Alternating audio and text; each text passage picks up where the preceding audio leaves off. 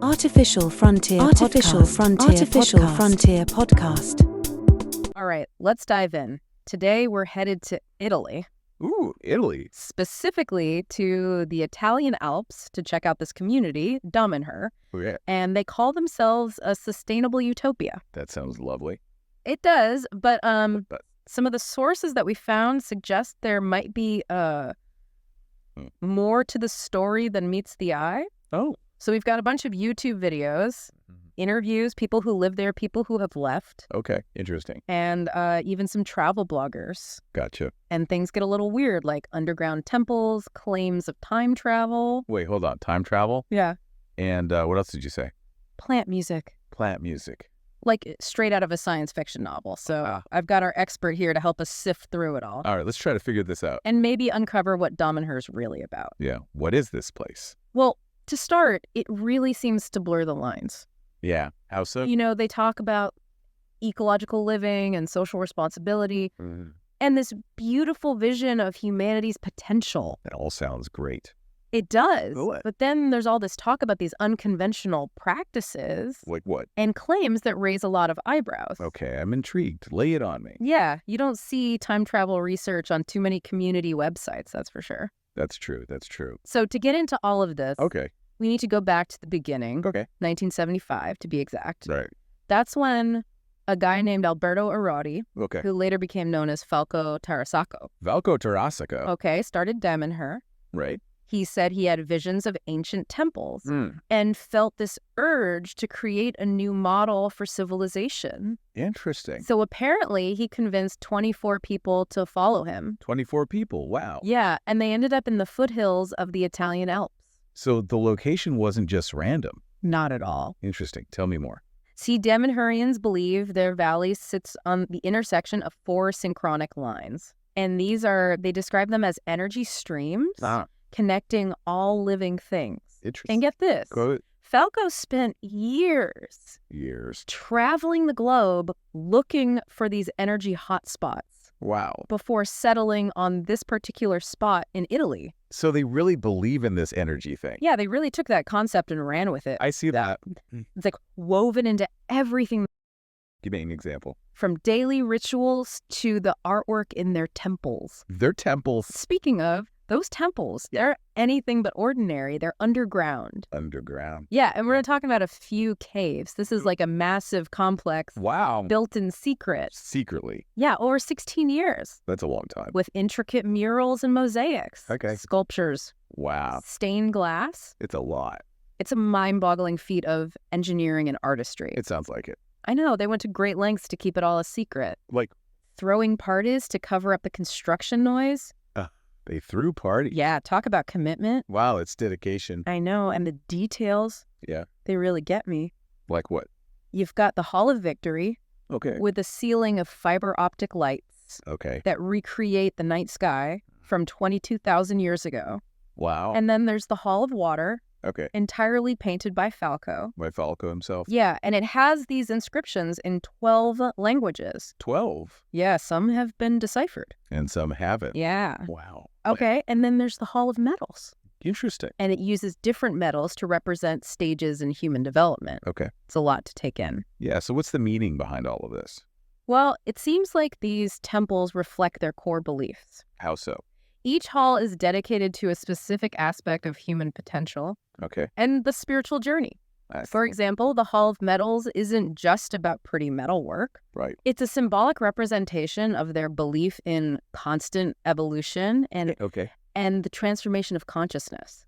It's a reminder that for them, these temples aren't just a tourist attraction or a work of art. They're more than that. They're a living, breathing part of their spiritual practice. Okay, that makes sense. So we've got secret underground temples. Yeah. Harnessing mysterious energy, trying to create a sustainable utopia. Right. They've got their own constitution, their own currency called the credito. Interesting. And a very unique education system. So how does it all work? Like, what's it like to actually live in this community? Well, imagine living in a house with 10 to 20 other people. 10 to 20. Families, singles, couples, elders, all mixed together. Okay. They share common areas, resources, and responsibilities. Interesting. They prioritize trust and kindness and pursuing individual dreams. All within this collective framework. I see. Damanhur seems to really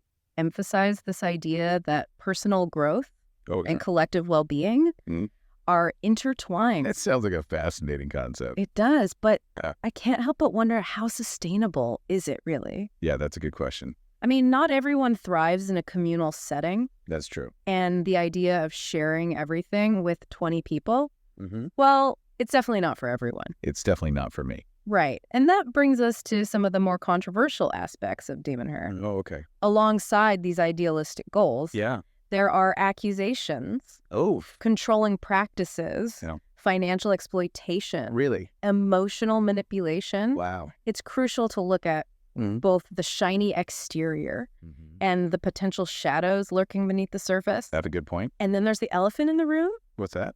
Time travel, plant music, these selfic energies. Right. Are these beliefs a genuine expression of their spiritual exploration? Yeah. Or a way to exert control over their members? That's the million-dollar question. It is. And to understand that, we need to delve deeper into their belief system. Okay. And the practices that have garnered both fascination and skepticism from the outside world. Damanhur paints this picture of utopia.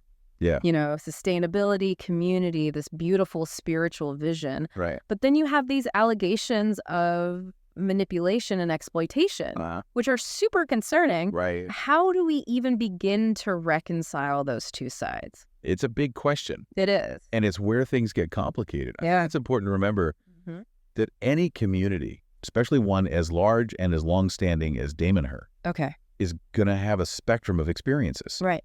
Some people may genuinely flourish in that environment, find deep meaning and connection. Okay. But that doesn't negate the experiences of those who felt harmed or exploited. That's a really good point. Yeah. What I keep coming back to is that a lot of these accusations, financial pressure, controlling behavior, isolation from the outside world, these are things you often hear about cults. Is that a fair comparison in your opinion?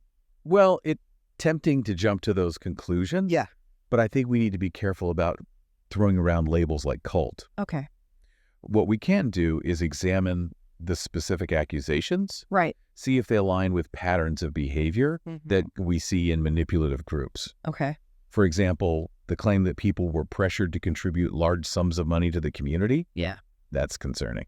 It is. Especially if those individuals were feeling vulnerable or seeking a sense of belonging. Right. Because in that kind of environment, where the community has such a strong influence on your life, it becomes really hard to know if your decisions are truly your own, right, or if you're being subtly coerced. Exactly. Yeah. And then you have this added layer of Damanhur's belief system, which might make it even harder for people to see things objectively. Okay. Time travel, plant music, selfic energies. It's not your average belief system. It's not. I have to admit, when I first heard about the plant music thing, I kind of chuckled. Like, are we talking about trees humming Beethoven's Fifth? Right. But then I was like, what if there's something to it? Yeah, what if? What if they've tapped into a form of communication we don't understand yet? Well, it's definitely unconventional. Okay. They've developed these devices. They pick up electromagnetic impulses released by plants. Okay. Convert them into sound. Okay. And they believe these impulses aren't random. It's the plant's way of communicating. Okay. Expressing emotion. Golly. Maybe even musical preferences. Wow. Now, whether or not this is genuine or just a bunch of mumbo jumbo, that's up for debate. It is. But it does make you think about the possibilities. It does. It totally does. And it kind of feeds into this larger question of how much of Damanhur's belief system is genuine spiritual exploration. Right. And how much of it might be a way to control people. That's a big question. Because if you introduce these really out there concepts that only the insiders understand, it creates this barrier between them and the outside world. It's like, if you want access to this special knowledge, you have to play by our rules. Yeah, that's a good point. It is. Creating a sense of exclusivity can be a powerful tool for any group, whether it's religious organization, a political movement, or even a company Oh, yeah. But in the context of Damanhur, where there are already allegations of control and exploitation, Right. that raises some serious red flags. Yeah, for sure. Definitely. So how do we even begin to sort through all of this? It's tough. It is. We have these really inspiring elements. Yeah. Sustainability, community art, spiritual exploration. Right. But then there are these really troubling accusations. Exactly. How we weigh those two sides. I think it's important to remember Okay. that Damanhur isn't a monolith. Right. It's a community of individuals with diverse experiences and motivations. Yeah. To understand the full picture, we need to look at the larger systems at play. Okay. Are there patterns of behavior that raise red flags? Yeah. Regardless of individual intent? Good question. Are there policies that could enable exploitation or abuse? And what are the long-term effects on those who choose to leave? Oh, those are great points. Because even if someone has a positive experience within Damanhur, if there are systemic issues that allow for harm, that's something we can't ignore. We can't. And I think it's particularly important to consider the experiences of those who left. Yeah. Why is that? Because they're often the ones who can speak most freely about what goes on behind closed doors. Absolutely. Yeah. Their stories can provide valuable insights into the potential downsides of Damanhur's way of life. Right. But let's not forget the positives. Okay. Like your unique approach to education. Oh, yeah. Tell me about that. Remember, they believe that children are inherently spiritual and have this natural connection to the unseen world, which traditional education often suppresses. So instead of focusing on standardized tests and rote memorization, their education system seems much more focused on nurturing those innate abilities, encouraging creativity, fostering a sense of wonder, really emphasizing hands-on learning. They integrate practical skills into their curriculum. Like what? Gardening, art, construction. Okay. Things that help them become self-sufficient. Right. And contribute to the community. It's a very different approach to education. It is. It definitely makes you question what we consider normal in our own society. Yeah, for sure. I mean, is there something to be said for an educational system that prioritizes creativity and connection with nature over preparing for standardized tests? Is a fascinating question. It is. And one that deserves a deep dive of its own. Right. But in the context of Damanhur, it raises another question. What's that? How well does their education system prepare children for life outside the community? That's a good point. If they ever choose to leave. Yeah. Yeah. I guess it all depends on what a child's aspirations are, right? It does. If they want to pursue a career in, say, engineering or medicine, Damanhur's education might not give them the foundation they need. Right. It's definitely something to consider. Yeah. But while we're talking about things that set Damanhur apart, we can't overlook their commitment to sustainability. That's true. They were practicing organic farming, renewable energy, and sustainable living decades before it became mainstream. Seriously, way ahead of the curve. I know. They grow a lot of their own food. Right. Use solar power. Yeah. Have developed these really innovative systems for water conservation and waste management. It's impressive. They even have their own currency. They do. Yeah. What is it? The credito. Okay. Which they use within the community. Interesting. It's like they've created this mini economy that operates outside the mainstream system. It's incredible. It is. It highlights their resourcefulness and commitment to self-sufficiency. Totally. But it also raises a question. Does this self-sufficiency come at the cost of isolation? Interesting. From the broader society? Yeah, I mean, that's a question that probably comes up a lot in intentional communities. It probably does. How do you find that balance between self-reliance and engagement with the outside world? It's a tough one. It is. And speaking of tough, Damanhur has had its fair share of legal battles over the years. Oh, really? Yeah. Like what? Well, it's bound to happen when you're operating outside the norm. Right. You know, challenging conventional beliefs and structures. They're going to ruffle some feathers. For sure. You know what always blows my mind? What?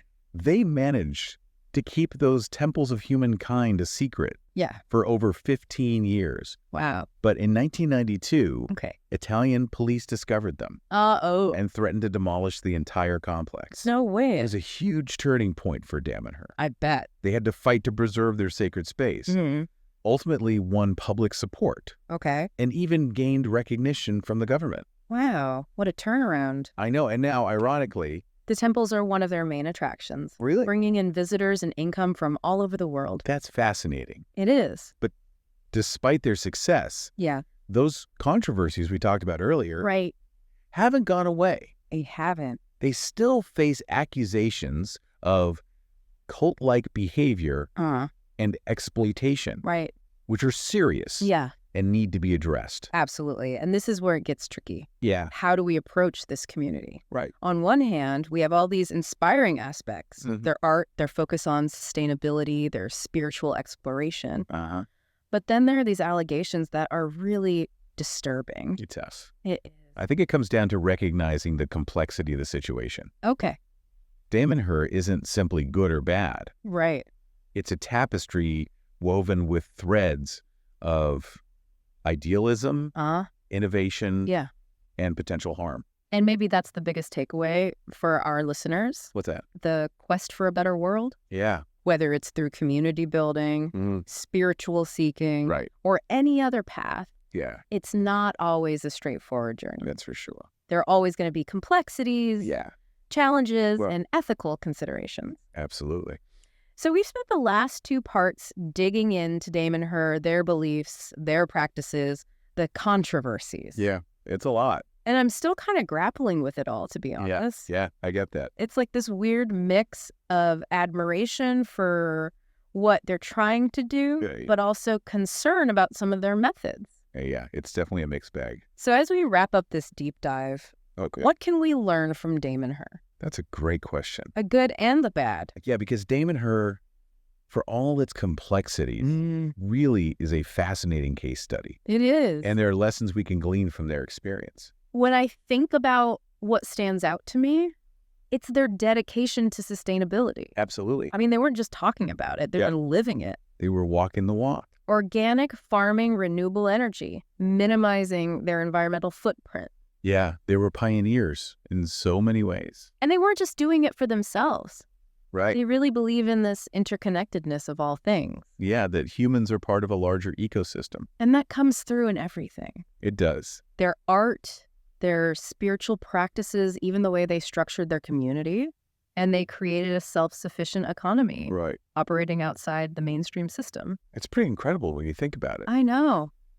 Their own currency, their own systems of production and exchange. And they made it work. Yeah. It really challenges our assumptions about what's possible. It does. It shows that there are alternative ways of organizing society. Yeah. Of relating to the environment, meeting our needs. But we can't just gloss over the potential downsides. Of course not. The allegations of manipulation and exploitation are serious. Yeah, they are. And they raise questions about the ethical implications of their approach. For sure. So if we were to distill this down to some key takeaways for our listeners, especially those interested in exploring alternative ways of living or joining intentional communities.